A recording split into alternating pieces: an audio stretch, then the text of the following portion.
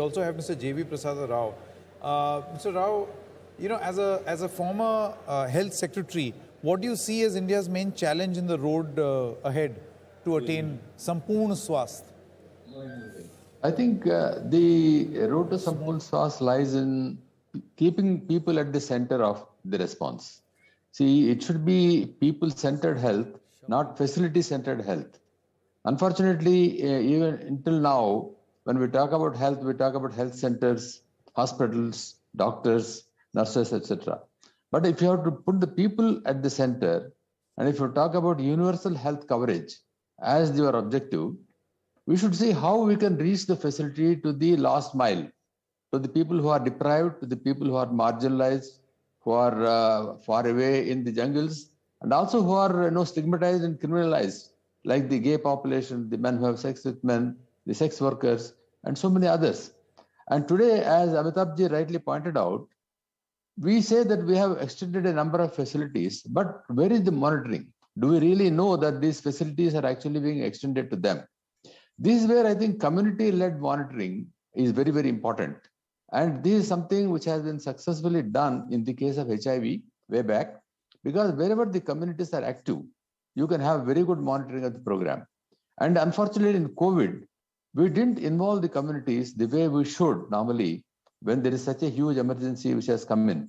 So for me, I think reaching the facilities to the most deprived people and putting access before coverage.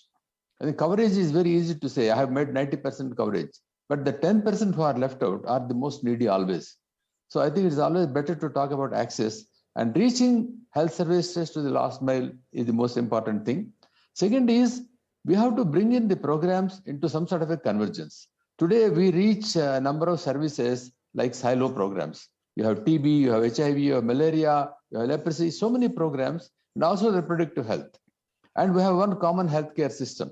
But all of them, they have their own budgetary streams, they have their own way of monitoring, reaching services, etc.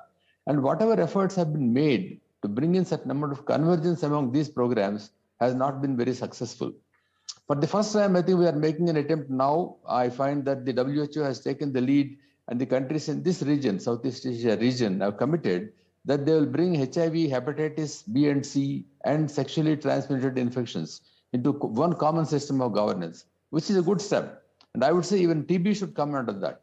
So if you bring some of these programs under a common governance structure, and if you see that the delivery systems are integrated, so that the same person doesn't have to come again and again, once for TB, once for HIV, once for malaria, and things like that, then it becomes truly people-centered.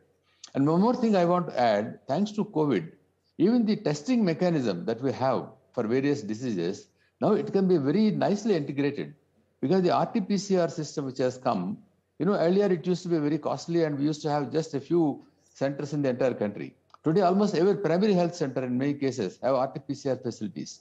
You can mount all the testing, whether it is for TB or for malaria or anything, on the RT-PCR platform. If you can bring in an integration into the testing services, you can see that the same person need not come again and again for different testing programs.